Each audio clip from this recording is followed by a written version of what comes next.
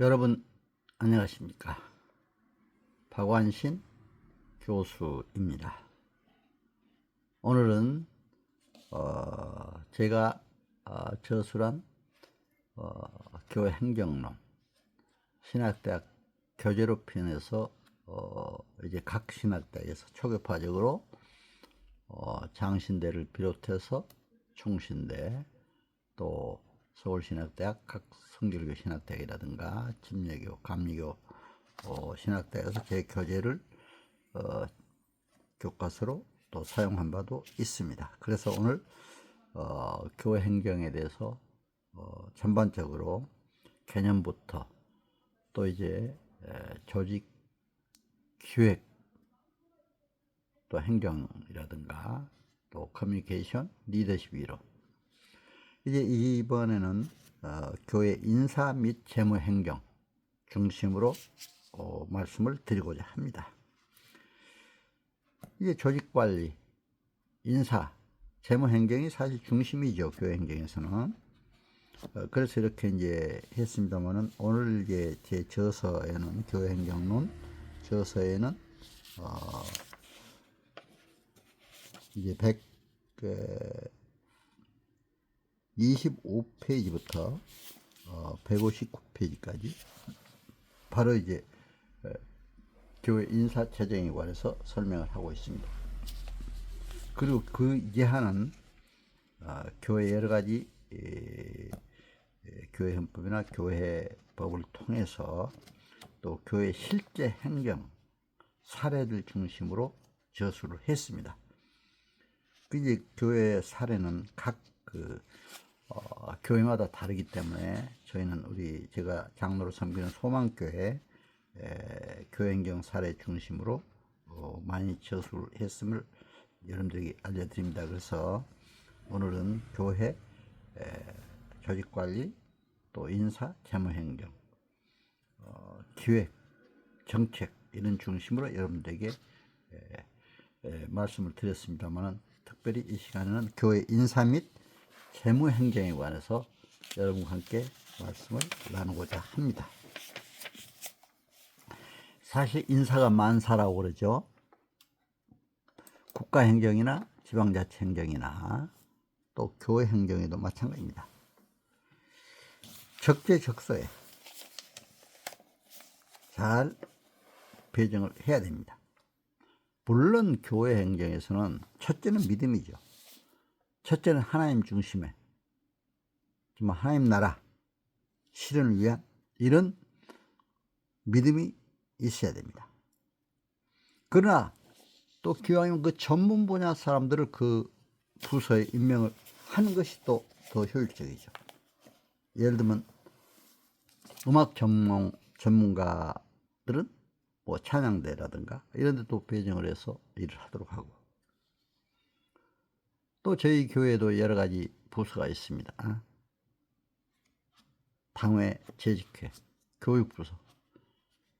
그럼 각 교육부서는 또 교수 출신이라든가 또 중고등학교 교사 출신들이 교육부서에 가면 더 효율적이잖아요. 또 공직자 출신, 공직자 출신도 각 부서에 여러 가지 경험 있는 사람이 있습니다. 기획재정부서에 있던 사람도 있을 수가 있고, 재정부서 또 그 파트에 근무하는 사람들은 재무행정 분야, 또 이제 서무나 인사 파트에 근무했던 사람은 인사 분야, 이런 하면 누구보다도 더 전문적으로 할 수가 있죠. 그렇기 때문에 이제 교회 이런 행성, 이런 것들을 참고로 해서 교회 행정, 오늘은 인사, 재무행정에 관해서 말씀을 드릴까 합니다. 인사행정의 개념 및 중요성을 보면요, 조직과 제도는 그 운영하는 사람에 따라 달라질 수가 있습니다. 그러니까 교회 행정의 인사 중요하죠. 그러니까 인사는 만사다.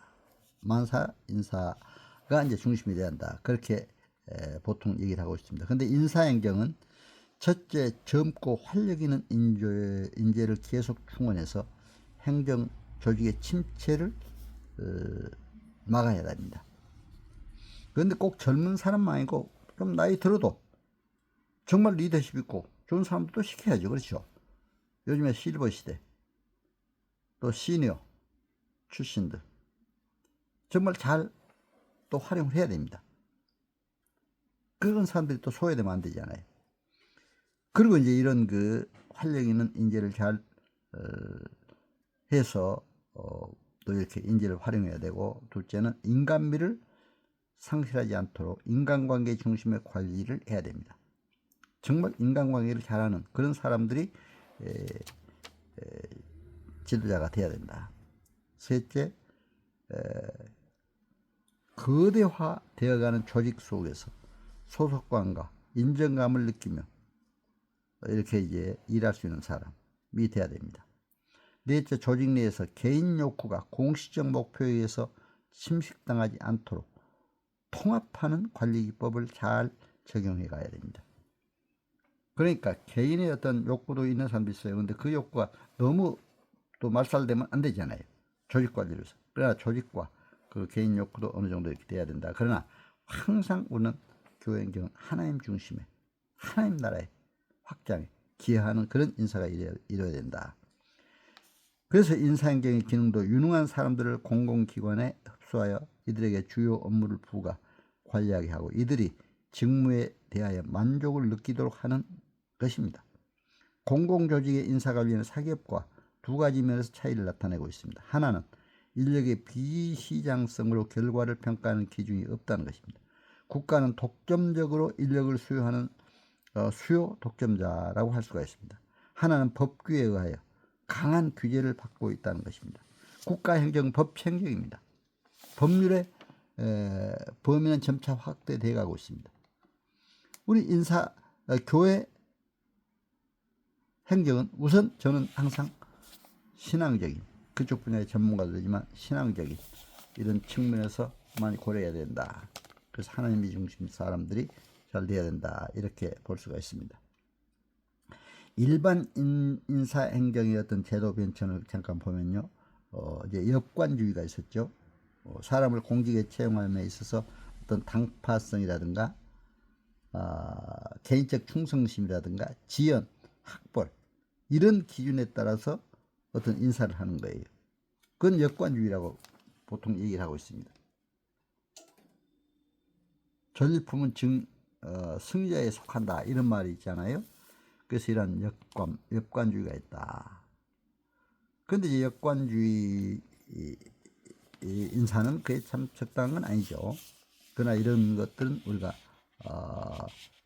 교회에서는 정말 있으면 안 된다고 생각이 됩니다. 그러나 이제 또 어떤 자기하고 친분 있는 사람이라거나 또 친한 사람들이라거나 이런 것을 또 주요 자리에 또 앉힐 수도 있는데, 물론 그렇다고 해서 그 사람이 일을 잘하면 괜찮죠. 그러나 단순한 친분만 생각하면서 주요 자리에 앉히는 건 이건 안 된다 생각이 됩니다. 또 이제 역관주의에 반해서 실적주의가 있죠. 실적주의란 사람을 공직에 임용하고 잘 때 그 능력, 자격, 실적 등을 중심으로 임명하는 것이죠. 실적주의. 실적주의가 중요하다. 그래서 실적주의가 발전하면서 행정의 가치도 크게 바뀌었습니다. 그리고 이제 민주성이 행정을 지배하는 이런 가치로 발전하게 되었습니다. 실적주의의 대두 배경은 인사행정의 과학화, 능률화를 실현하기 위해서 등장하였습니다. 행정국가의 성립이 실적주의를 태동하게 만들었습니다.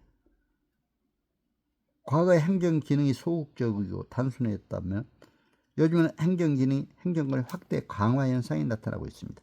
그래서 실적주의가 발전을 하게 됩니다. 인사에서도. 그리고 이제 행정 능률화의 요청은 시대적 흐름입니다. 1920년대를 전후해서 사기업에서는 과학적 관리법이 유행했습니다. 이 관리법은 전략과 능률을 실천하는 운동이었습니다. 이 시대적 흐름이 공행정에도 도입돼서 바로 실적주의가 등장하게 됐습니다. 실적주의는 정치적 중립이 보장돼야 됩니다. 절대로 정치적 중립이 보장되지 않고 어느 정치 그에 따라서 다 이루어지면 안 됩니다. 그래서 우리가 실적주의가 중요하다. 그래서 실력 위주의 어떤 그 실적주의 중요하다. 그렇게 생각이 됩니다. 교회 인사 행정의 발전 방향을 잠깐 보면요. 교회 인사 행정도 과거에는 이제 정실주의 인사가 많이 또 행해지기도 했습니다. 믿음 능력보다 어떤 영향권에 의해서 교회 직원으로 결정되는 경우들이 종종 있었던 것을 볼 수가 있습니다. 정실 인사, 폐단이 있게 되자 실적주의 인사 행정이 대두의 필요성을 느끼게 된 거죠. 교회는 정치적, 문화적, 인종적 차별이 있어서는 안 됩니다. 그래서 이러한 것을 잘 고려해서 인사를 해야 된다. 정말 하나님의 사람, 하나님 뜻에 합당한 사람, 그런 사람이 다 돼야 된다. 이렇게 볼 수가 있습니다. 그리고 이제 교회 인사 행정에 관한 내용은 교회 헌법에 잘 규정하고 있습니다. 장로교 정치 제4장에서는 교회 직원에 관해 다음과 같이 규정하고 있죠. 교회 직원은 이제 항존직과 임시직으로 구분한다. 항존직은 뭡니까? 장로, 안수집사, 권사죠. 보통 신문은 70세까지로 지금 하고 있습니다. 장로에는 설교와 치리를 겸한 목사와 치리만을 하는 장로 두 가지로 볼 수가 있습니다. 그래서 이제 항존직 중에 또 장로에는 목사와 장로가 있다. 이렇게 규정을 하고 있죠. 그래서 이제 이런 그 교회행정 조직에서 인사의 개념을 잠깐 말씀드렸습니다. 교회 직원 교육훈련. 교회는 하나님께 예배드리는 기능이 가장 중요합니다. 이 예배를 바로 드리기 위해 예배에 참여하는 성도는 물론 안내위원, 차량위원, 헌금위원, 성가대원 등 철저한 사정교육이 필요합니다. 이러한 교육이 도외시되므로 하나님께 드린 예배가 잘못 드리지 않도록 해야 됩니다. 그러니까 철저하게 정말 예배 준비를 위해서 훈련되는 직원들이 앞에서 안내도 하고 헌금위원도 하고 찬양대원도 하고 또 이제 요즘에는 차량이 많은 시대이기 때문에 또 이제 차량 안내위원도 있습니다. 차량 그게 참 많이 수고들 해요. 저희 교회도 보니까 뭐 바깥에서 계속 추우나 더구나 차량 안내하는 우리 차량부 위원도 있고 또 이제 주보를 돌리면서 안내하는 또 안내위원 또 헌금위원들이 봉사를 하고 있고 안에서는 이제 찬양을 하는 찬양대 예배를 위해서 이렇게 봉사하는 위원들이 많이 있다는 것을 너무 감사해요. 그리고 이제 이런 그 교회 행정에서 이제 기속감과 일체감이 있어야 되고 안정감이 있어야 되고 성공감, 인정감, 그러니까 하나님 앞에 인정을 해야 되는 그런 문제가 중요하죠. 또 교인 간의 불신을 없애야 됩니다. 교회 인사에서는 부서 간의 의견 불일치를 없애야 되고 불화를 해소해야 됩니다. 그러니까 화목이 중요하다고 그랬죠. 교회 인사에서 이런 면들이 중요하다 이렇게 생각이 됩니다. 그리고 이제 인사 행정 문제는 그 정도 하고요. 실제 제가 이제 인사위원장도 해봤습니다. 교회에서. 그리고 이제 총회에서는 재판 구건도 해봤는데 재판도 해보고 그러니까 이제 다양하게 해봤습니다만 노회에서도 또 이제 여러 가지 각 그 위원으로서 활동을 해봤습니다만 이런 교회 행정에 관련된 업무를 하면서 저는 많이 느꼈습니다. 행정학을 전공한 사람으로서 일반 행정과 교회 행정 여러 가지 차이를 보면서 하나님 중심의 그 교회 행정을 잘 이루어야 되겠다. 교회 인사도 이루어져야 되겠다. 또 교회 재무 행정도 이루어져야 되겠다 해서 말씀을 드리는 겁니다. 이제 지금은 이제 교회 재무 행정에 대해서 잠깐 말씀드리겠습니다. 교회 재무 행정의 필요성. 교회의 관리와 운영을 위해서는 어떤 재정이 필요하지 않아요. 교회 재정은 교회의 목적과 사명을 수행하는 데 없어서는 안 될 경제적 활력입니다. 그렇기 때문에 교회 재무 행정의 중요한 것은 바로 헌금이죠. 헌금이 잘 돼야 돼요. 헌금은 교인들의 하나님께 바치는 물질이며 교인들의 헌신으로서 이루어집니다. 물론 헌금에는 교회에서 여러 가지가 있죠. 11조 헌금, 뭐 감사 헌금, 각 교회 절기마다 드리는 부활절 헌금이라든가 또 추수감사절 헌금, 또 성탄절 헌금. 그리고 이제 교회에서는 또 뭐 어디 수리를 당했을 때는 또 거기에 돕는 헌금. 또 화재가 났을 때는 그게 돕는 헌금, 이렇게 많이 하고 있는 것을 볼 수가 있습니다. 그러니까 각 어떤 환경에 따라서 이런 헌금을 한다. 그리고 이제 교회에서도 예산도 잘 짜야 돼요. 예산의 개념. 그러니까 교회도 예산을 이제 예를 들면 내년도 예산을 세운다면 최소한 금년 말 이전에 이렇게 다 당회에서 또 재직회 공동회의까지 통과돼야 됩니다. 그렇게 내년부터 1월 1일부터 바로 시행하도록 돼야 되지 않아요? 국가 예산도 마찬가지로 12월 초에 통과가 돼야 되지 않아요? 그 다음에 예산이. 그래서 이제 교회도 마찬가지 그런 개념으로 예산을 잘 짜서 또 예산을 통과시켜야 됩니다. 당회나 재직회 공동회에 국가 예산도 국회에 통과가 돼야 되듯이 마찬가지입니다. 예산이라는 것은 뭡니까? 일정 기간 동안 이제 성취하고자 하는 이제 정부에서는 이제 이런 설명을 해요. 일정 기간 정부가 성취하고자 하는 국가 활동을 재정의 지수로 나타내는 것이 예산이다. 그러니까 우리 교회 예산은 뭡니까? 교회가 성취하고자 하는 또 하나님 나라 위해서 교회 활동을 하는 재정적 지수, 바로 이것이 예산이라고 볼 수가 있는 것이죠. 그 예산의 기능은 이제 재정 통제 기능, 관리 통제 기능, 전략적 기획 기능으로 나누어 볼 수가 있습니다. 그리고 법적 기능은 예산은 이제 국가 예산은 국민의 기대와 요구에 동시에 포함되어 있습니다.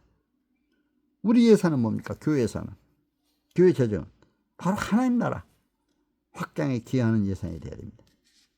그리고 최소한 교회 또 뭐 건물 짓는다든가 교회 어떤 건축을 한다든가 교회에서 써야 될 예산을 써야 되죠. 직원들에 대한 일정 보수를 준다든가 또 목회자에 대한 사례 문제, 이런 것들은 반드시 우리 교회도 마찬가지로 있어야 된다, 이렇게 생각이 됩니다. 그래서 이러한 교회에서의 예산의 이런 것들을 보면서 또 헌금과 관련해서 말씀을 드렸습니다. 근데 이런 예산을 세울 때 이제 일정한 원칙이 있어요. 전통적 예산 원칙이라든가 예산 공개의 원칙. 예산 공개의 원칙은 뭐 예산 세울 때 우리 교회 예산도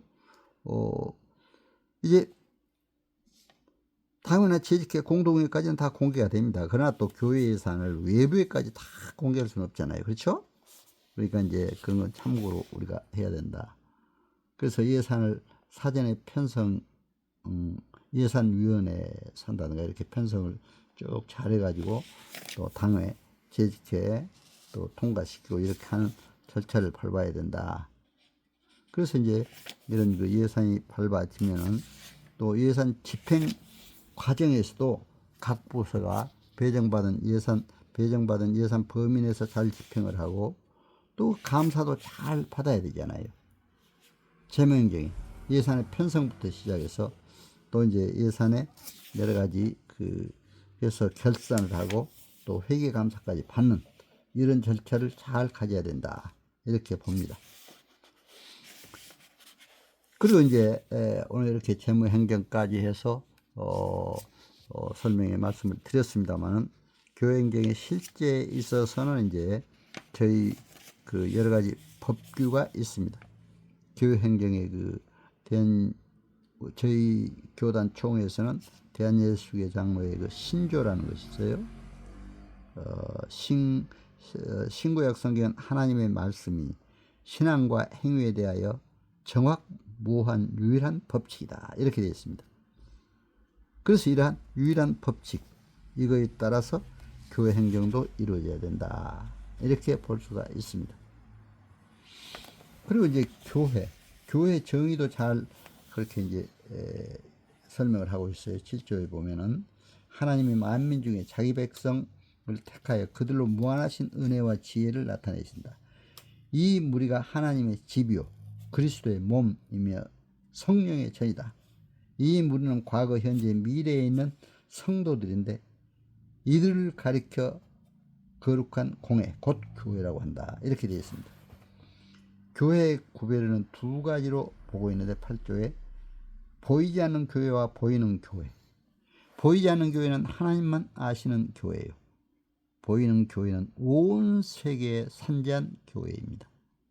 또 지교회가 있죠. 구조회는 예수를 믿는 무리와 그 자녀들이 저희의 원하는 대로 일정한 장소에서 성경의 교훈에 따라 하나님께 예배하고 성결하게 생활해 그리스도의 그 나라를 확장하기 위하여 활동하는 것을 의미합니다. 또 지교의 설립, 또 지교의 분립 방법, 지교의 폐지 이렇게 나옵니다. 그리고 교인의 정의, 교인은 성부, 성자, 성령, 삼일체신 하나님을 믿는 자들인데 그리스도인이라고 부릅니다. 그리스도인, 교인들을. 교인의 신급에는 당회가 심사하여 다음과 같이 정합니다. 이제 학습교인, 그러니까 이제 원입교인, 이제 예수를 믿기로 결심하고 공동예배에 참석하는 자죠. 학습교인, 원입교인으로 13세 이상 된 자, 유아세례 교인, 입교인의 자녀로 이제 이렇게 4세 미만인 자라든가, 또 입교인, 유아세례 교인이나 학습교인으로 16세 이상 된 자는 또 입교를 받고 이렇게 이제 하게 됩니다. 그리고 교인의 의무, 교인의 권리. 교인의 의무는 뭐 공동체 출석과 또 헌금과 교회 치리에 복종하는 것이 교인의 의무입니다. 그러니까 이제 우리가 장로들 선임할 때도 또 이제 임직할 때나 막 선서를 하잖아요. 일반 성도들도 또 어떻게 해야 될까? 성도들도 선서를 함께 하게 됩니다. 이런 과정이 있죠.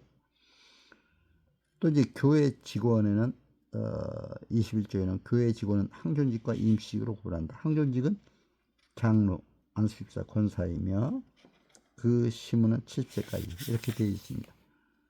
그리고 임시직은 전도사와 서리집사이며 그 심무기간은 1년이요 연임할 수 있다. 계속 연입해가는 거죠. 그렇죠. 집사들은 그래서 이제 이런 임시도 있다. 이렇게 볼 수가 있습니다. 그리고 이제 목사의 의미, 또 장로들의 여러 가지 있는데 뭐 이런 내용은 여러분들이 다 아시리라 믿고 이 정도로 오늘 교회 행정 전반에 와서 인사 문제, 또 이렇게 재정 문제 말씀을 드리고 제 교회 행정론 끝부분에는 이제 교회 실제에 또 여러 가지 부서 조직과 부서 여러 가지 운영이라든가 관리에 관해서 저술에 이제 이렇게 밝혀지고 있습니다. 여러분, 저희 교회 행정론 그동안 교회 행정의 개념 정의부터 또 개괄적인 교회 행정 전반적인 문제와 함께 교회 정책, 교회 기획, 교회 조직 관리론, 리더십 커뮤니케이션 이론, 교회 인사 재정론, 또 교회법에 따른 어떤 그 개념 규정, 이런 내용에 대해서 여러분과 함께 교회 행정에 관해 말씀을 나누게 돼서 감사를 드리고 하나님께 영광을 돌려드립니다. 여러분 감사합니다. 여러분 제 말씀을 들어서 교회 행정을 함께 서로 논의하면서 교회 행정 발전을 위해 앞으로 많은 기도 부탁드립니다. 그리고 하나님 나라 확장 위해 우리가 더 열심히 교회 행정을 발전시켜 가야 할 줄로 압니다. 여러분 오늘 저희 말씀 잘 청취해 주셔서 감사드립니다. 여러분 건강하시고 행복하시길 기도드립니다. 그리고 여러분 섬기시는 교회 위에 하나님의 크신 놀라운 역사가 함께 하시길 바라며 주님과 동행함으로 형통함에 복받는 귀한 여러분들 다 되시기를 기원합니다. 여러분 감사합니다. 건강하시고 행복하세요.